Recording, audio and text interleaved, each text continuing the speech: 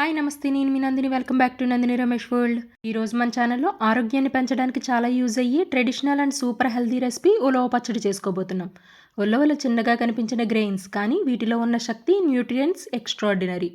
వీడియోని స్కిప్ చేయకుండా ఎండ్ వరకు చూడండి. ఇంకా ఎవరైనా నా ఛానల్ని సబ్స్క్రైబ్ చేయకపోతే సబ్స్క్రైబ్ చేయండి, లైక్ చేయండి, షేర్ చేయండి. ఫస్ట్ స్టవ్ వెలిగించి ప్యాన్ పెట్టుకొని ఇందులో 1 కప్పు ఉలవలు వేసుకోవాలి. మీడియం ఫ్లేమ్లో ఇవి ఫ్రై చేసుకుంటూ ఉండాలి. ఇది న్యాచురల్ ఫ్యాట్ కట్టర్లా పనిచేసి బాడీలో ఉన్న అధిక కొవ్వును కరిగించడంలో సహాయం చేస్తుంది. షుగర్, బీపీ, థైరాయిడ్ ఉన్న వాళ్ళు తప్పకుండా ఈ ఉలవల్ని డైట్లో చేర్చుకోవాలి. ఇందులో ఐరన్, కాల్షియం ఎక్కువగా ఉండడం వల్ల హిమోగ్లోబిన్ ఇంప్రూవ్ అవుతుంది, బోన్స్ స్ట్రాంగ్ అవుతాయి. ఇవి మనకి కొంచెం తీసుకొని నోట్లో వేసుకుంటే కరకరలాడితే ఇవి ఫ్రై అయిపోయినట్టే. ఇవి మనకి లోపల పలుకుతో సహా బాగా ఫ్రై చేసుకోవాలి. అప్పుడే మనకి పచ్చడి టేస్ట్ ఉంటుంది. ఇవన్నీ ఇలా ఫ్రై అయిపోయాయి కదా, వీటిని ఒక బౌల్లోకి తీసి పక్కన పెట్టుకుందాం. ఈ ఉలవల్లో మనం కొబ్బరి యాడ్ చేయడం వల్ల న్యూట్రియంట్స్ కూడా డబుల్ అవుతాయి. హెయిర్, స్కిన్, ఇమ్యూనిటీకి కూడా సపోర్ట్ అవుతుంది.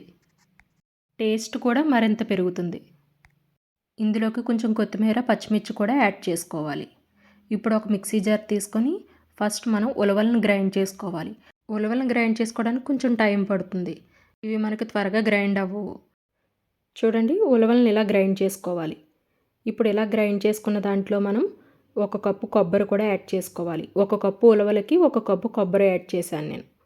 ఇందులోనే కొంచెం కొత్తిమీర, ఒక 8 పచ్చిమిర్చి కూడా వేసుకోవాలి.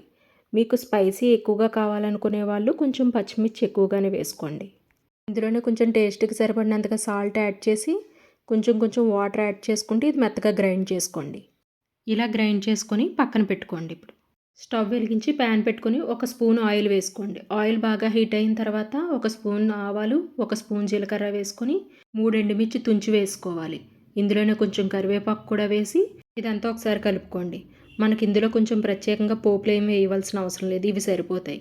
ఇవి కొంచెం ఫ్రై అయిన తర్వాత ఒక మీడియం సైజ్ ఆనియన్ కట్ చేసుకొని అవి కూడా వేసుకొని ఫ్రై చేసుకోవాలి.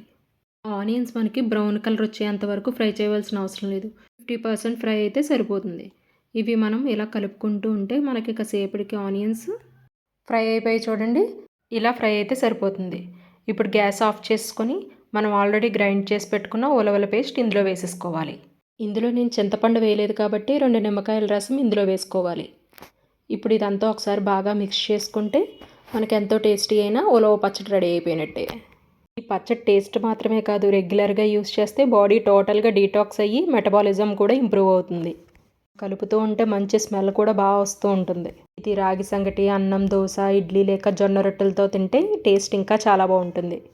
అలాంటి హెల్తీ రెసిపీని మీరు కూడా ట్రై చేసి ఎలా వచ్చిందన్నది నాకు కామెంట్ చేయండి.